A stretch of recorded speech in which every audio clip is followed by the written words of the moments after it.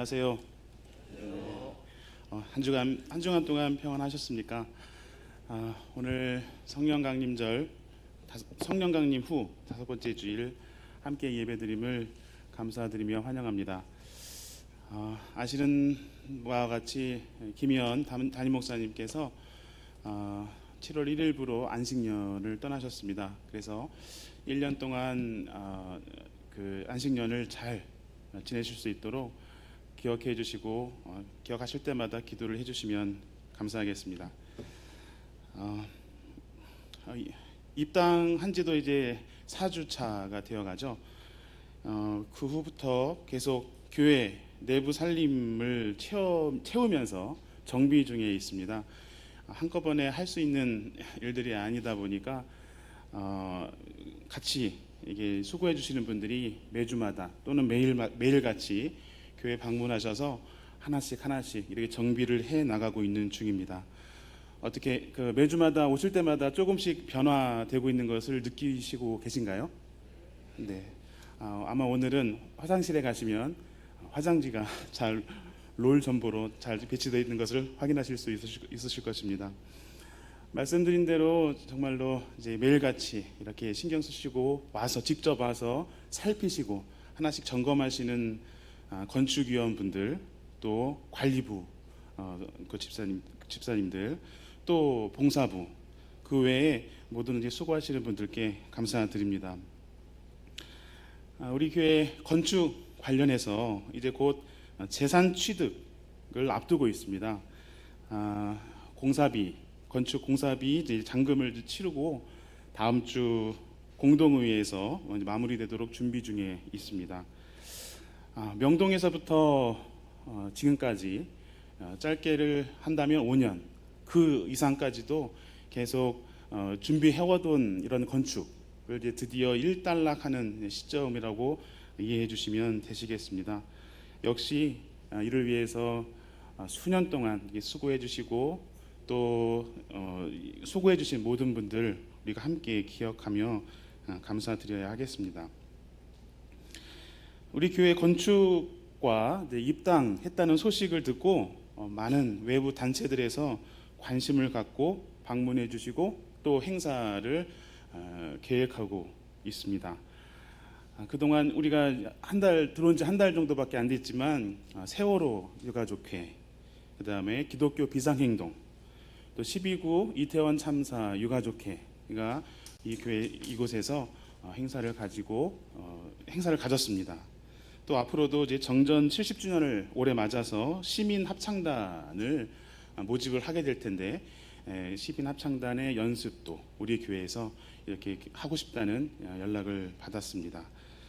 이렇게 장소를 사용하실 수 있도록 하는 것이 지금 시점에서 조금 이른감이 없지 않아 있습니다만, 그래도 좋은 장소로 우리가 선교하겠다는 도심지 교회로서 유의미한 선교라고 생각이 됩니다. 우리 교회에서 계획되는 여러 가지 행사들에 많이 관심도 가져주시고 또 그 행사마다 참석을 하시게 되면 우리 건물 관리와 안내에 적극적으로 함께 해주시면 감사하겠습니다.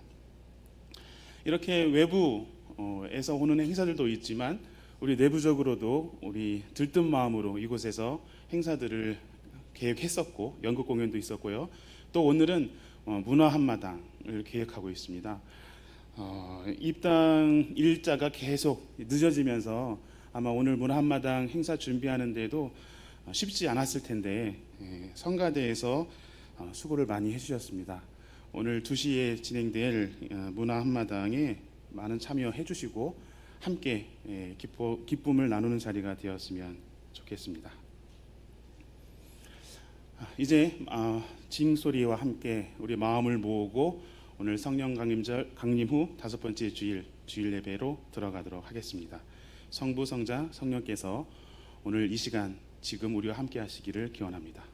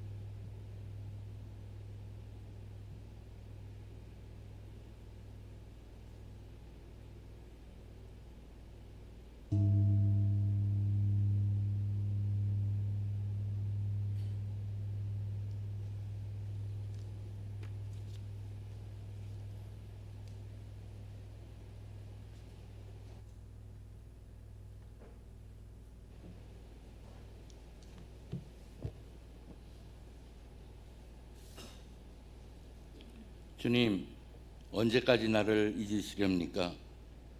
영원히 잊으시렵니까? 언제까지 나를 외면하시렵니까? 언제까지 나의 영혼이 아픔을 견뎌야 합니까? 언제까지 고통을 받으며 괴로워해야 합니까? 언제까지 내 앞에서 의기양양한 원수의 꼴을 보고만 있어야 합니까? 나를 굽어 살펴 주십시오. 나에게 응답하여 주십시오. 주 나의 하나님, 내가 죽음의 잠에 빠지지 않게 나의 눈을 뜨게 하여 주십시오. 나의 원수가 내가 그를 이겼다 하고 말할까 두렵습니다. 내가 흔들릴 때에 나의 대적들이 기뻐할까 두렵습니다. 그러나 나는 주님의 한결같은 사랑을 의지합니다. 주님께서 구원하여 주실 그 때에 나의 마음은 기쁨에 넘칠 것입니다. 주님께서 나를 너그럽게 대하여 주셔서 내가 주님께 찬송을 드리겠습니다. 아멘.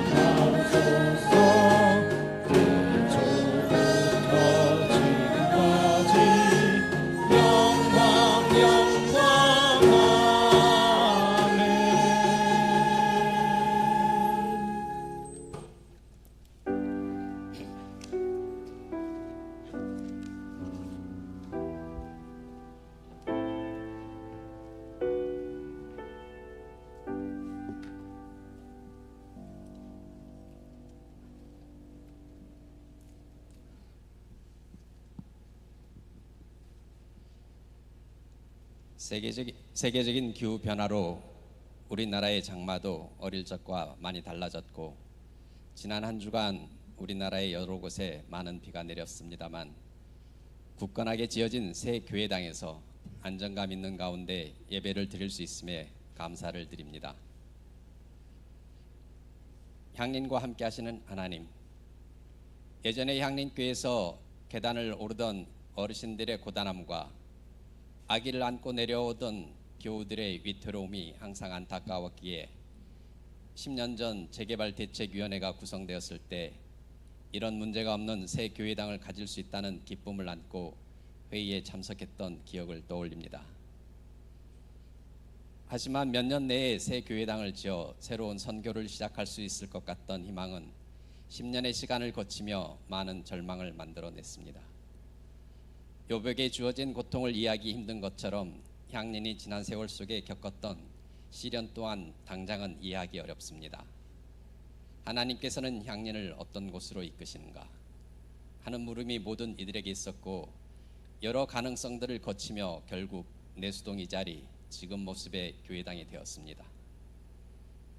장석주 시인이 대추 한 알도 태풍 몇 개, 천둥 몇 개, 벼락 몇 개, 번개가 몇 개 들어있어서 붉어진다고 노래하였는데, 하물며 새 교회당이 만들어지는데 천둥과 벼락과 번개가 얼마나 많이 필요한지 우리는 지난 과정에서 알았습니다. 수많은 교우와 관련된 사람들의 수고를 우리가 기억하고 감사하며, 특별히 험난한 과정을 이끌어왔던 각각의 역할 책임자들의 수고와 아픔을 당신께서 기억하고 위로하여 주옵소서. 향린의 새 역사가 시작하는 시점입니다. 단순히 새 건물을 가졌기에 시작하는 새 역사가 아니라 한국 사회가 변화하고 세계가 변화하면서 풀어야 할 많은 문제가 새로 생겨났고, 저출산 고령화에 따라 사회의 중추 역할을 하는 사람들의 구성이 바뀌고 있으며, 이런 영향 속에서 향린의 구성원 또한 점진적으로 변화의 도상에 있기 때문입니다. 향린이 능동적으로 이런 변화에 대처할 수 있도록 기회를 주심에 감사드리며, 한국 사회와 세계 속에서 쓸모있는 교회로 남을 수 있도록 끊임없이 갱신하는 교회가 되게 하여 주옵소서. 우리 민족과 함께 하시는 하나님, 우리 민족에게 시련의 시간이 다가오고 있습니다. 현직 대통령이 24년 만에 한국자유총연맹 창립 기념식에 참가해서 문재인 정부의 한반도 평화 정책을 비판하고 전임 정부를 반국가 세력이라고 표현하는 구구적인 망언을 하였습니다. 이는 검사 출신의 박윤환 경찰제도발전위원회 위원장이 문재인 전 대통령을 간첩이라고 한 것과 궤를 같이 하는 무책임하고 반민주적이며 반평화적인 모습입니다. 저 정도의 인식을 가진 사람을 대통령으로 뽑은 이들이 원망스럽지만 그 결과 생겨나는 모든 고통과 혼란은 우리 국민 모두의 것입니다. 세계가 급격히 블록화되고 냉전적 지형이 형성되고 있는 이 상황에서 태극기 부대의 수장과 같은 대통령과 검사 출신의 정부 관료를 비롯한 여러 인물들이 나라를 어디로 끌고 갈지 걱정과 두려움이 앞섭니다. 21세기에 20세기의 냉정적 대통령의 저 오만함을 얼마나 더 지켜봐야 할까요? 주님의 강한 오른팔로 이 나라를 올바른 길로 이끌어 주옵소서. 7월을 맞아 김희연 담임 목사님이 안식년을 가지게 되셨습니다. 교회가 어려운 길을 걸어온 만큼 지난 6년간의 목회도 어려움의 연속이었습니다. 안식년을 통해 영과 육의 건강을 회복하고 목회의 비전을 굳건히 할 수 있도록 지켜주시옵소서. 교회는 담임 목사 중임 처리에 대한 의견의 갈림으로 다시 한번 어려운 고비를 맞았습니다. 서로 상대가 내 뜻을 이해해 주기 바라지만 상대의 뜻을 읽는 능력은 많이 부족합니다. 의견이 다르게 민감해지고 민감하기에 상처받기 쉬우며 상처를 받았기에 포용할 수 없는 과정을 지난 몇 년간 여러 번 반복하고 있습니다.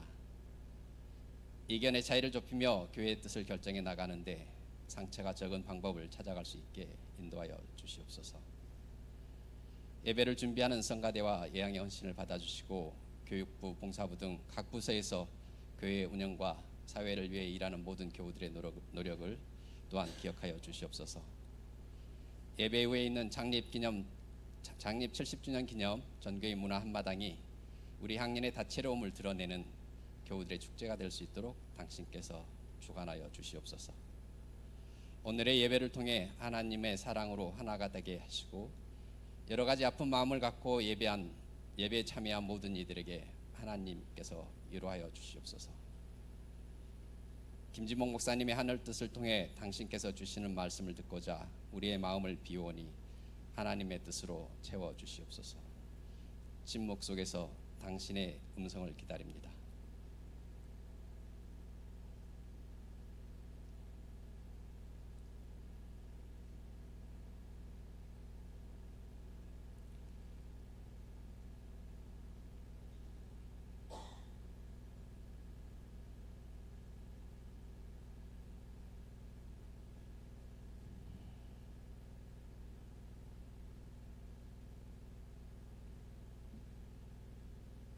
이 모든 말씀 우리의 주님이신 예수 그리스도 이름으로 기도합니다.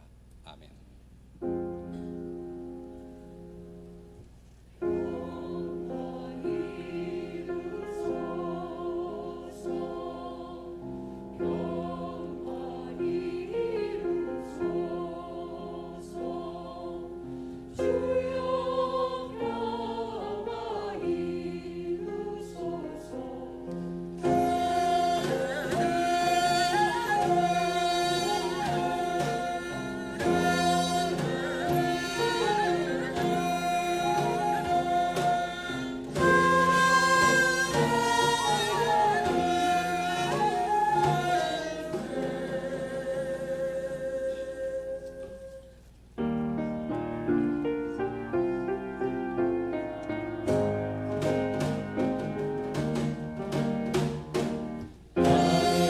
이루어지듯이 이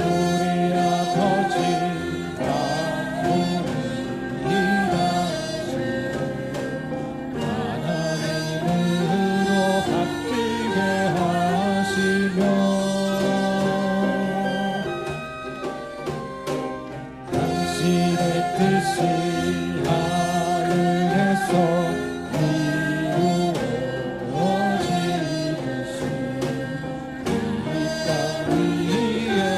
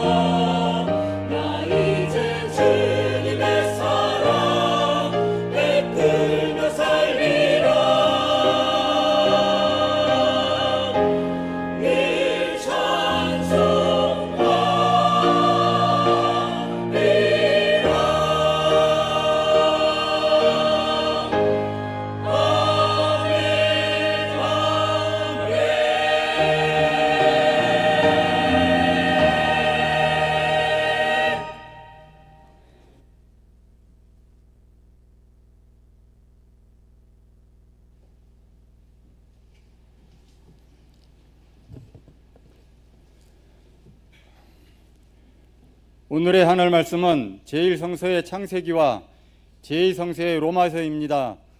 먼저 창세기 22장 1절에서 14절을 읽겠습니다. 제1성서 28쪽입니다.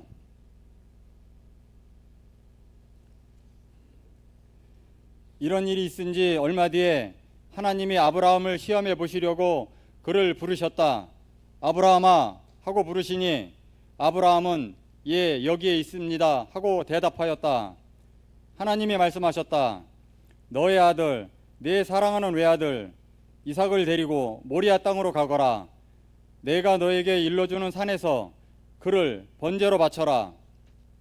아브라함이 다음날 아침에 일찍이 일어나서 나귀의 등에 안장을 얹었다.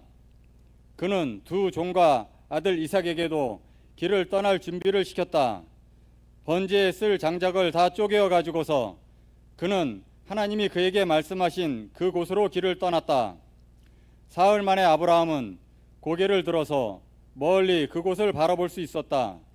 그는 자기 종들에게 말하였다.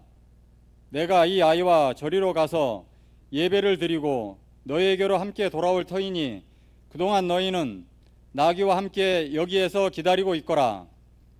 아브라함은 번제에 쓸 장작을 아들 이삭에게 지우고 자신은 불과 칼을 챙긴 다음에 두 사람은 함께 걸었다.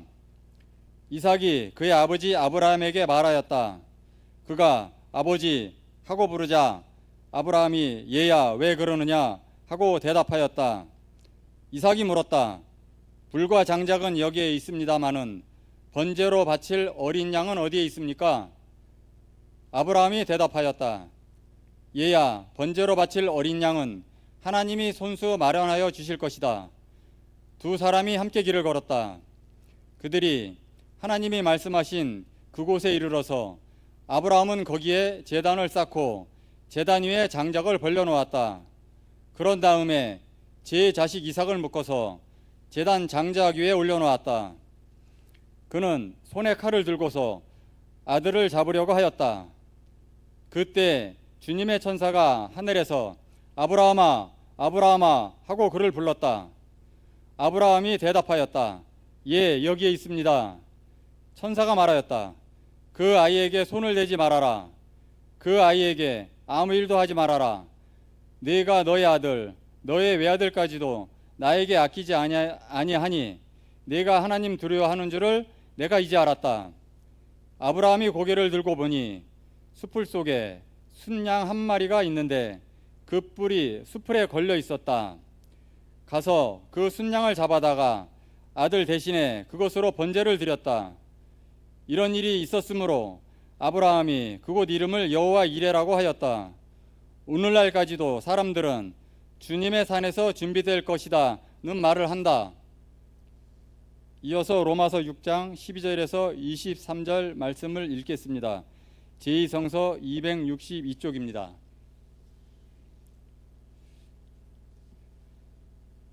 그러므로 여러분은 죄가 여러분의 죽을 몸을 지배하지 못하게 해서 여러분이 몸의 정욕에 굴복하는 일이 없도록 하십시오. 그러므로 여러분은 여러분의 지체를 죄에 내맡겨서 불의의 연장이 되게 하지 마십시오. 오히려 여러분은 죽은 사람들 가운데서 살아난 사람답게 여러분을 하나님께 바치고 여러분의 지체를 의의 연장으로 하나님께 바치십시오. 여러분은 율법 아래 있지 않고 은혜 아래 있으므로 죄가 여러분을 다스릴 수 없을 것입니다. 그러면 어떻게 해야 하겠습니까? 우리가 율법 아래 있지 않고 은혜 아래 있다고 해서 마음 놓고 죄를 짓자는 말입니까? 그럴 수는 없습니다. 여러분이 아무에게나 자기를 종으로 내맡겨서 복종하게 하면 여러분은 여러분이 복종하는 그 사람의 종이 되는 것임을 알지 못합니까? 여러분은 죄의 종이 되어 죽음에 이르거나 아니면 순종의 종이 되어 의에 이르거나 하는 것입니다. 그러나 하나님께 감사하는 것은 여러분이 전에는 죄의 종이었으나 이제 여러분은 전에 받은 교훈의 본에 마음으로부터 순종함으로써 죄에서 해방을 받아서 의의 종이 되는 것입니다. 여러분의 이해력이 미약하므로 내가 여러분의 방식으로 말하겠습니다.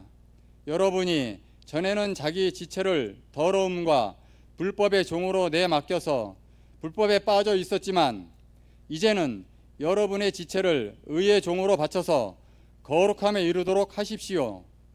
여러분이 죄의 종일 때에는 의에 얽매이지 않았습니다. 여러분은 그때 무슨 열매를 거두었습니까?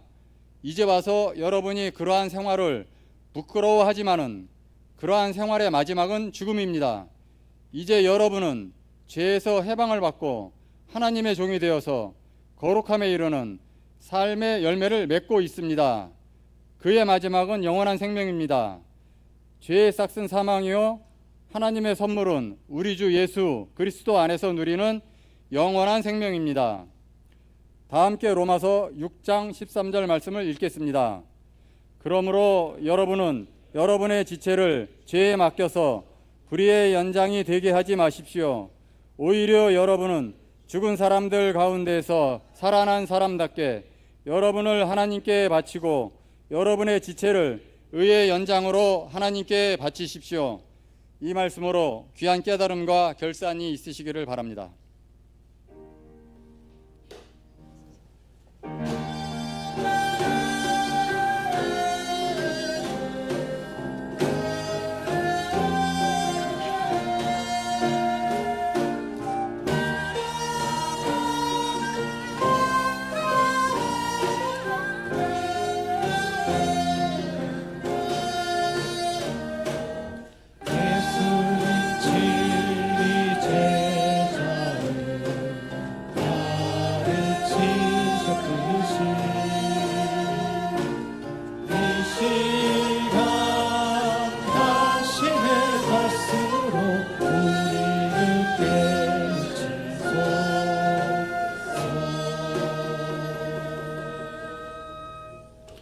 오늘 함께 보실 복음서의 말씀은 마태복음서 10장 40절에서 42절까지의 말씀입니다.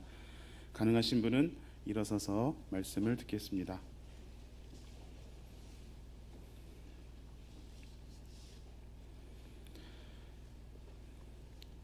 너희를 맞아들이는 사람은 나를 맞아들이는 것이요 나를 맞아들이는 사람은 나를 보내신 분을 맞아들이는 것이다. 예언자로 맞아들이는 사람은 예언자가 받을 상을 받을 것이요 의인을 의인이라고 해서 맞아들이는 사람은 의인이 받을 상을 받을 것이다.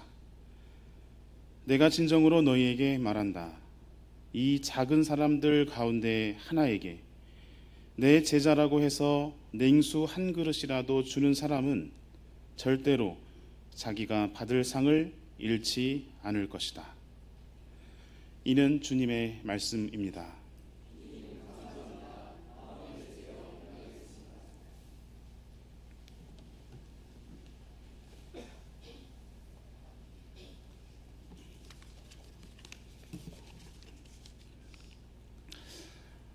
오늘의 창세기와 같은 본문을 접할 때면 당혹스러움을 감출 수가 없습니다. 아브라함 100세의 나이에 기적처럼 얻은 아들 이삭을 희생 제물로 바치라는 하나님의 명령을 듣기 때문입니다. 이토록 잔혹한 신인가? 다행히도 아브라함의 칼끝이 아들 이삭의 목으로 향하기 직전에 하나님은 아브라함을 멈추게 하시지만 하나님의 본심에 대한 의구심은 마음 한켠에 남게 됩니다. 그러나 이 본문이 가나안으로 진입한 히브리 민족이 야훼 신앙을 고수하기 위한 그런 분투의 산물로 우리에게 전승된 것임을 이해한다면 이 민담 설화에 담긴 깊은 뜻이 무엇일까 호감이 생깁니다. 어린이를 희생 제물로 삼아서 신에게 제사를 지내는 이른바 유아 인신 제사는 고대 가나안에서 성행하던 제의 문화였습니다. 상상하기도 싫은 아주 잔인한 제사입니다. 이집트를 탈출하고 광야에서 야훼 사상으로 체질 변화를 해온 떠돌이 히브리 민족이 가나안에 들어서서 그것을 목격했을 때 받았을 충격이 어땠을지 상상해 봅니다. 노예였던 자신들을 해방시키신 야훼 하나님의 사상으로는 도저히 인정할 수 없었을 것입니다. 히브리들이 체득한 야훼 하나님은 생명을 자유롭게 춤추게 하시는 분이기 때문입니다. 그런데 가나안에 들어선 히브리인들이 모두 다 그렇게만 생각하지는 않았던 것 같습니다. 오늘 함께 읽은 아브라함 민담 설화는 히브리 내의 두 진영 간의 갈등의 결과로 만들어진 것이기 때문입니다.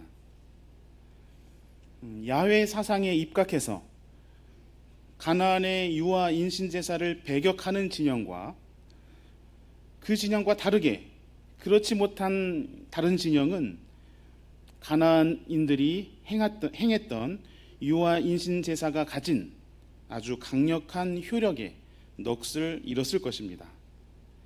살아있는 존재를 눈앞에서 죽이고 낭자하게 솟구치는 피해 퍼포먼스에 열광하며 흥분하는 가나안인들의 모습에서 신을 향한 대단한 집중력을 목격했을 것입니다. 그것은 지배 권력이 장악한 대중의 강력한 충성이었습니다. 일부 히브리인들이 가나안의 그런 종교적 효과를 동경하면서 야훼 사상은 배반당했고 그들에게서 야훼 신앙을 고수하기 위하여 오늘의 민담 설화가 전승되었습니다. 하나님이 준비해 주신다는 의미로 우리는 여호와 이레라는 단어를 종종 말합니다. 마지막 절에 강조되어 있는 이 단어의 의미는 이삭 대신 숲을 속에 순양을 제물로 준비해 주신 하나님께서 유아가 아닌 짐승의 번제물을 준비해 주신다는 말입니다. 그러니 더 이상 인신제사는 안 된다는 말입니다. 그리고 잔인하면서도 강력한 효과를 가진 유아 인신제사를 대신할 대안도 제시되고 있습니다. 그것은 순종입니다. 지배 권력에 굴복하는 광기가 아니라 야훼 앞에 모든 것을 내려놓을 수 있는 순종이 무엇보다 중요한 대안임을 아브라함의 민담을 통해 우리에게 전해주고 있습니다. 아브라함은 하나님의 명령을 따라 고향 갈대아 우르를 떠나 나왔습니다. 그것은 과거를 떠난 것입니다. 과거를 버린 것이죠. 축적된 문명의 혜택과 이룩해왔던 자신의 공적을 내려놓고 하나님이 가리키시는 낯선 땅으로 나아갔습니다. 떠돌이의 삶을 살았습니다. 아브라함이 일평생 남긴 것이라고는 아내 사라와 함께 묻힌 묘지 몇 평뿐이었습니다. 그런 아브라함에게 하나님은 아들 이삭을 바치라고 합니다. 하나님의 명령에 아브라함은 과거도 버렸고 이제 후손인 미래도 가질 수 없게 되었습니다. 모든 것을 내어놓으라는 하나님의 명령에 아브라함은 순종합니다. 그의 순종은 완전한 자기 비움입니다. 가나안 땅에 들어온 히브리는 아브라함의 순종, 그 철저한 자기 비움의 신앙으로 스스로를 채근했습니다. 그것이 잔혹하기 그지없었던 가나안 바알 숭배에 현혹되지 않는 길이었기 때문입니다. 칼날이 이삭을 향했던 절명의 시간에 하나님의 천사가 아브라함을 다급히 부르면서 말립니다. 내가 하나님을 두려워하는 줄을 이제 알았다고 말하면서 하나님의 시험은 종료됩니다. 당시 신을 향한 두려움, 아브라함은 곧 종교라는 말과 상통합니다. 즉 신을 두려워하는 사람은 곧 종교인이었습니다. 하나님을 두려워함으로써 아브라함과 히브리인은 가나안 사람들과 전혀 다른 신관을 수립하게 됩니다. 하나님은 백성에게 주는 일과 빼앗는 일이 자유로운 분이심을 알게 됩니다. 그리고 그런 하나님을 향하여 이게 뭡니까? 이게 무슨 일입니까? 하고 따질 수 없음을 또한 알게 됩니다. 받들면 복을 주는 가나안의 바알 신과 다릅니다. 숭배했으나 복을 주지 않으면 바알 신상을 부수는 가나안 사람들과 다른 사람들이 되었습니다. 하나님을 두려워하면서 자신을 비우는 것을 그들의 신앙의 표대로 삼았습니다. 또 그 비움 속에 은총이 채워지는 여호와 이레의 신앙을 지켰습니다. 이것이 우리 믿음의 조상 아브라함의 신앙입니다. 아브라함이 보여주는 자기 비움의 신앙은 상당히 깊은 성찰을 요구하는 것입니다. 광기에 사로잡혀 자신이 어디로 가는지도 모르는 신앙이 아닙니다. 하나님의 현존을 분명히 인정하며 하나님의 뜻하시는 길로 자기 인생을 만들어가는 신앙입니다. 자기가 가고자 하는 길에 신통력을 끌어오는 바알 신앙이 아닙니다. 자신을 비워낼 수 있는 순종의 용기를 가진 신앙인만이 여호와 이레의 은총을 담을 수 있습니다. 우리는 얼만큼 비울 수 있겠습니까? 오늘의 창세기 민담이 우리에게 던지는 질문입니다.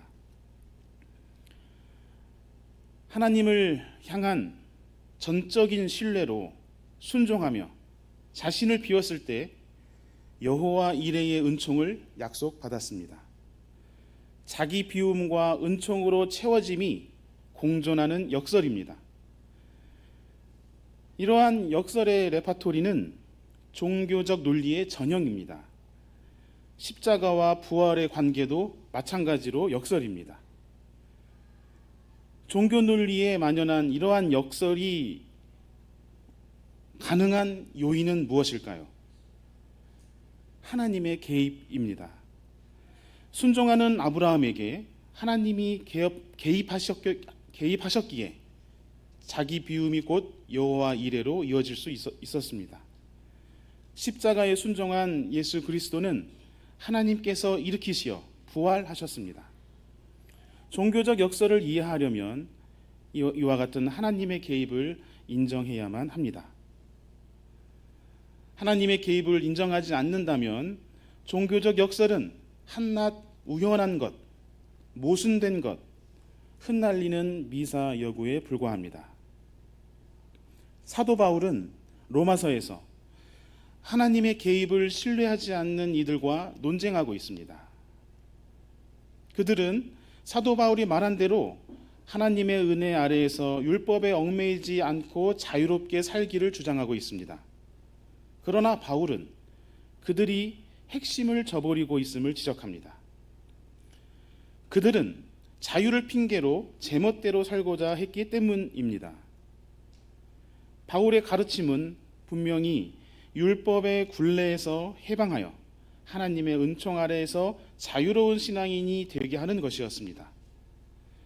하나님의 선물인 은총으로 우리가 의롭다고 칭함을 받고 율법에 얽매이지 않는 자유인이 될 수 있었던 것입니다. 그러나 어리석은 그들은 하나님을 잊은 채 그저 자유로운 삶만 누리려 하였습니다. 새로운 존재로 변화되기는커녕 다시 죄의 삶으로 복귀하고 말았습니다. 사도 바울의 가르침 역시 역설적입니다. 순종으로 해방되는 방법을 가르치고 있기 때문입니다. 순종과 해방을 공존시켜 연결하였습니다. 이 같은 역설에는 역시 하나님의 개입이 전제되어 있습니다. 그리스도를 향한 신앙인의 고백은 주권의 변화를 의미합니다. 그리스도를 주님으로 인정하고 내 삶의 주권을 예수 그리스도께 의탁하는 것이기 때문입니다. 신앙인의 그러한 고백은 세례로 이어지지요. 세례는 더 이상 세상의 권세를 따르지 않기를 결단하며 삶의 방향을 전환하는 것이지요. 사도 바울에 의하면 세례를 받음으로써 의롭다 하는 그런 칭함을 받습니다. 이 선언, 의롭다 하는 칭함, 이 선언은 하나님의 은총입니다. 은총으로서 이제 의로운 사람이 되어 율법에 얽매이지 않는 자유인이 되는 것이죠. 여기에서 그치지 않고 거룩한 존재가 되기까지 성화의 과정을 걸어야 한다고 바울은 권면합니다. 이것은 세상의 권세에 저항할 수 있는 거룩한 성장을 의미합니다.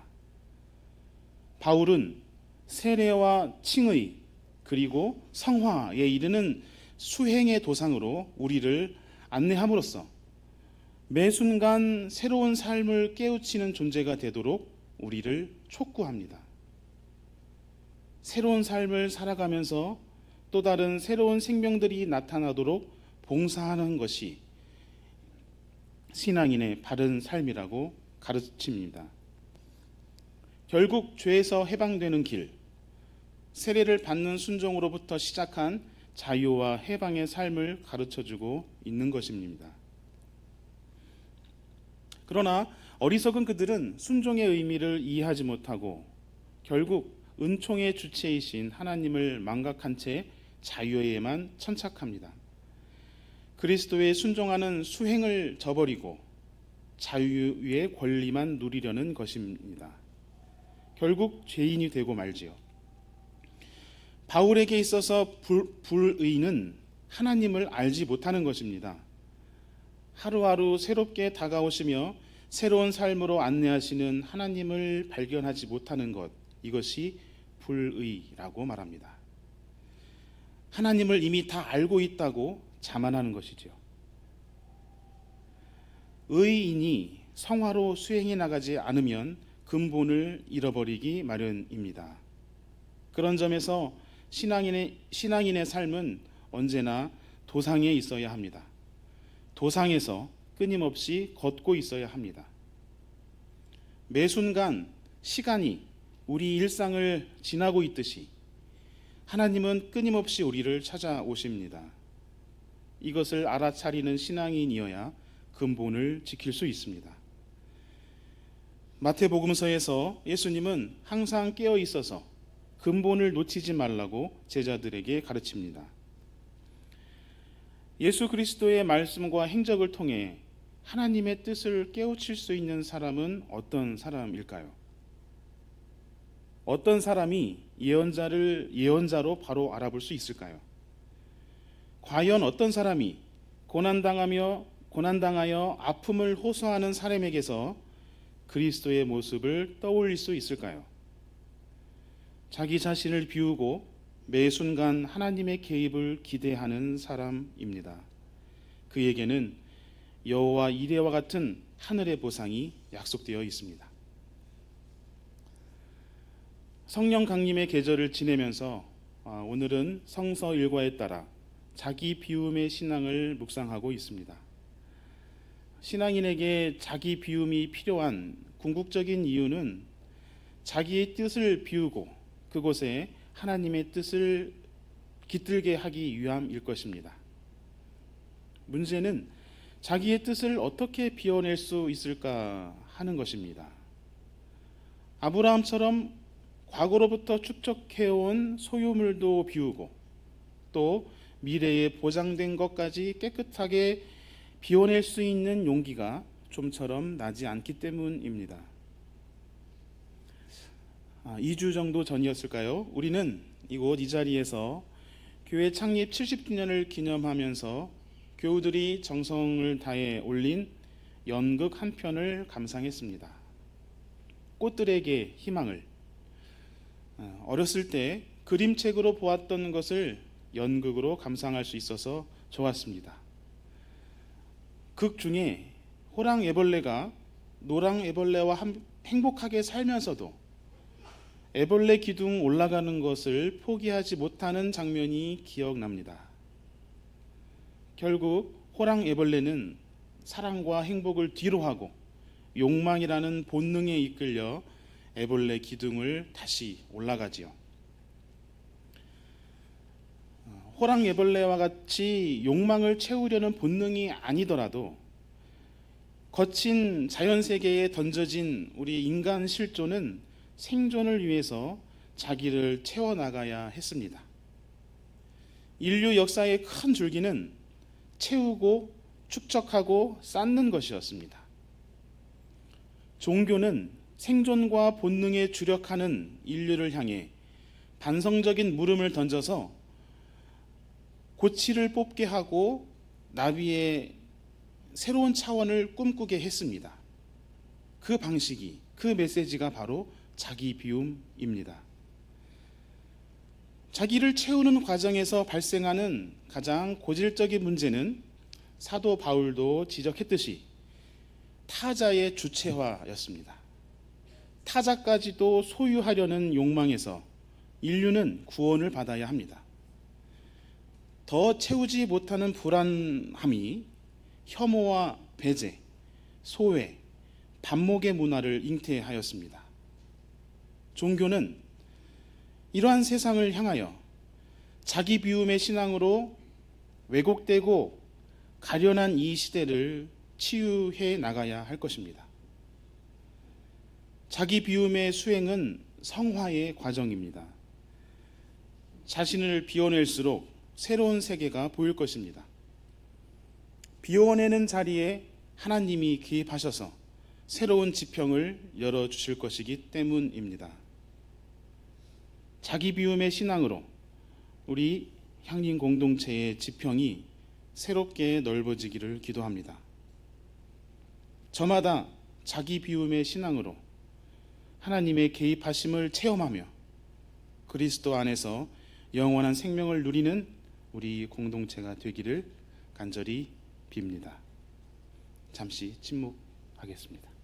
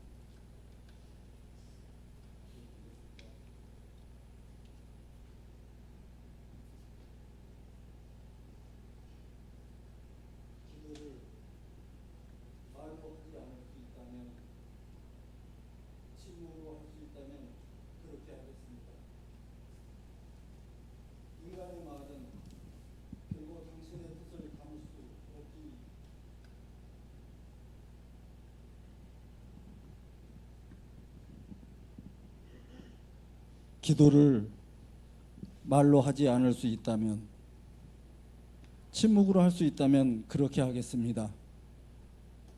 인간의 말은 결코 당신의 뜻을 담을 수 없기에 발화하는 순간 괴물이 될 수도 있기 때문에 곤혹스럽습니다. 인간에게서 희망을 볼 수 없으니 당신의 재림은 지연되는 것이 아니라 새로운 계획, 아니 플랜 B를 준비하는 것은 아닌지 두렵습니다. 본질을 보지 못하고 그저 현상에 급급하여 끝없이 뒤풀이하는 과오는 또 다른 십자가를 요구하는 틀린 군중들의 것이 아니라 죄의 종이 돼 의의 종인 줄 착각하는 우리 자신의 것이었음을 고백합니다. 부디 저희를 불쌍히 여기시어 생이 지지자는 못되어 싸우나 곤이 지지자는 되지 말게 하옵소서. 사랑하는 아들 이삭의 목에 칼을 들이대야 했던 아브라함의 동공 속에 흔들리던 당신의 숨결을 보게 하시니 감사합니다. 아들을 사르기 위한 장작을 준비하던 아브라함의 뜨거운 고독을 보게 하시니 감사합니다. 이른 아침 산길에서 만나는 개망초와 큰 까치 수염, 털쭉나리, 그리고 나비를 잡아보려고 뜀뛰기를 하는 어린 고양이들이 이들이 세상에서 하늘나라를 엿보게 하시니 또한 감사합니다. 이 시간 당신이 주신 저희의 삶을 아주 조금 떼어 예물로 바치오니 온전히 당신의 뜻에 따라 쓰이게 하소서. 인간과 세상을 사랑하사 몸을 낮추고 오셔서 인간과 세상의 죽음을 당하셨으나 사흘 만에 부활하시어 여전히 성령님을 통하여 함께 계신 우리 주 예수 그리스도의 거룩한 이름으로 기도드리옵나이다. 아멘.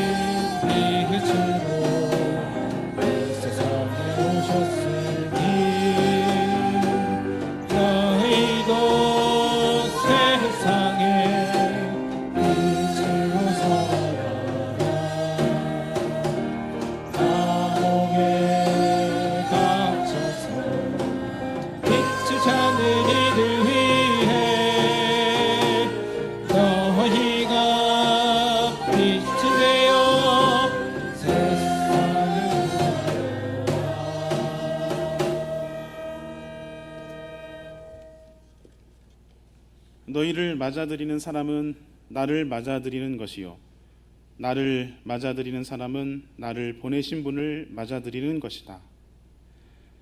나 자신을 비운 그 자리에 그리스도를 맞아들입시다. 우리 서로의 모습에서 그리스도의 얼굴을 발견할 수 있도록 자기 비움으로 그리스도를 모시어 드립시다. 우리 서로를 맞아드리면서 그리스도를 보내신 분을 또한 맞아 드립시다. 성령이시여 우리의 가난한 마음들 사이사이에 개입하시어 새로운 지평으로 우리를 인도하소서. 축복의 기도를 함께 나눕시다. 주 예수 그리스도의 은총과 하나님의 사랑과 성령께서 이루어주시는 친교가 우리 가운데 영원토록 함께 있기를 주님의 이름으로 축원합니다. 아멘.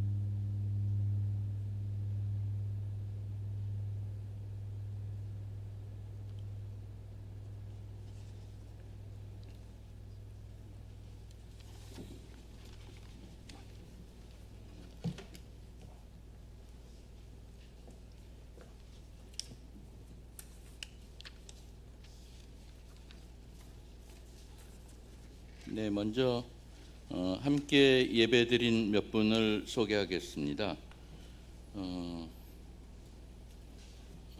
윤효중님 교회 순방 중에 방문하셨다고 합니다. 일어나시면 저희 함께 환영의 박수를 드리겠습니다.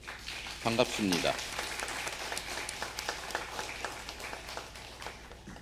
그리고 시카고에서 오신 분이 계시네요.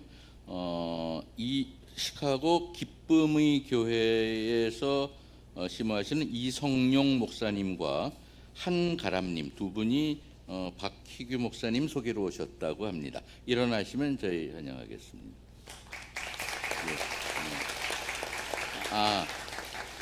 그리고 다 같이 오신 분이시군요. 외국인이신데 미스 갤린 헨리 목사님이시라고 하고 또 미스 에이미 스피즈 두 분도 플리즈 스탠드 업. 저희가 같이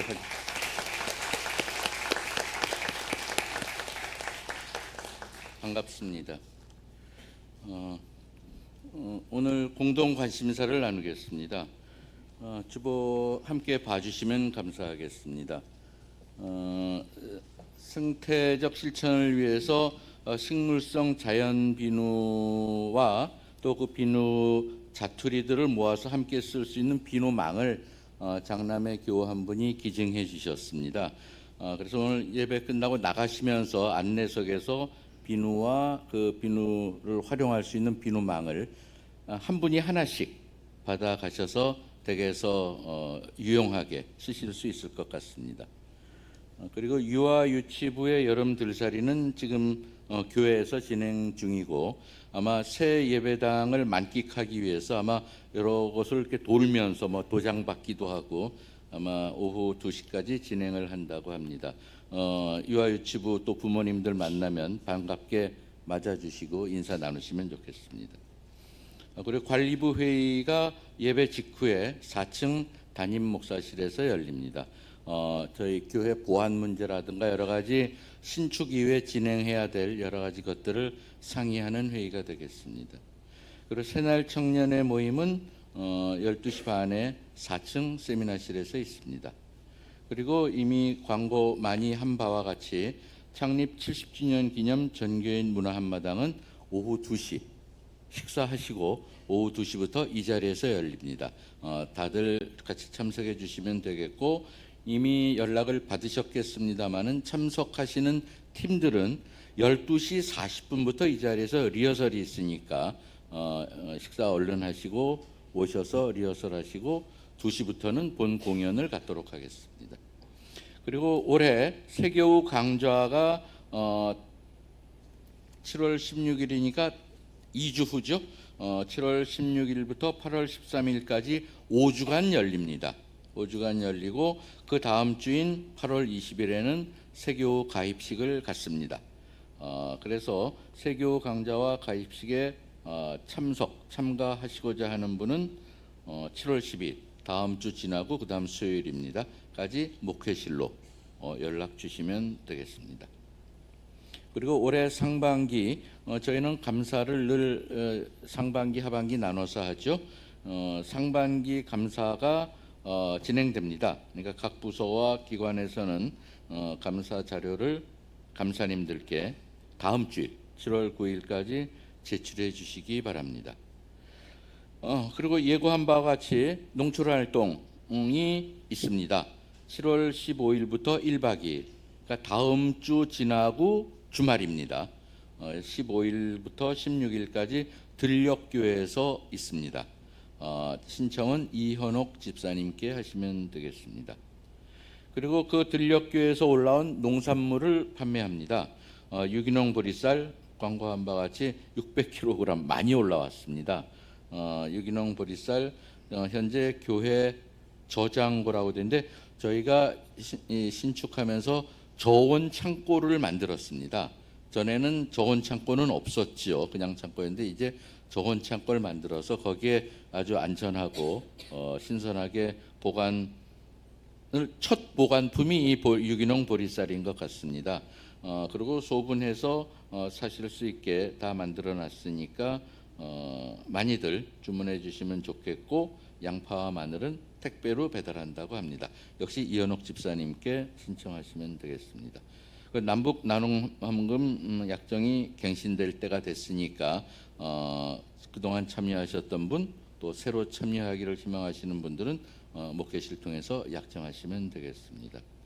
그밖에 이번 주 일정들은 쭉 보시기 바랍니다. 창립 70주년 기념 준비위원회가 벌써 34번째 회의네요.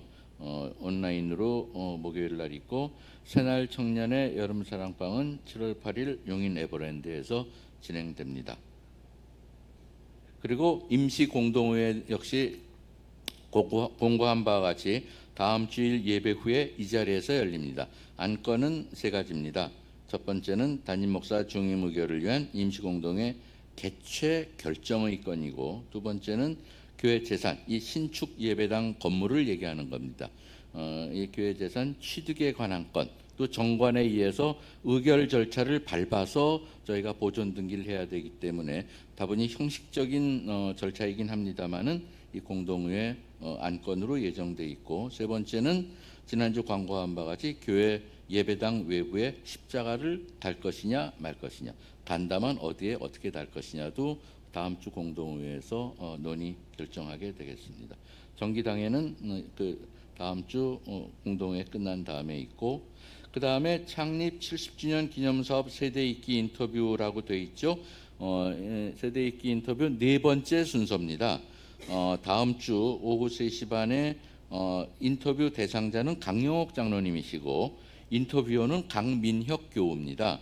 근데 이게 장소가 3층 교회 스튜디오라고 되어 있습니다. 저희 저 반층이 위에 거기선 보이실지 모르겠는데 방송실과 스튜디오가 있습니다.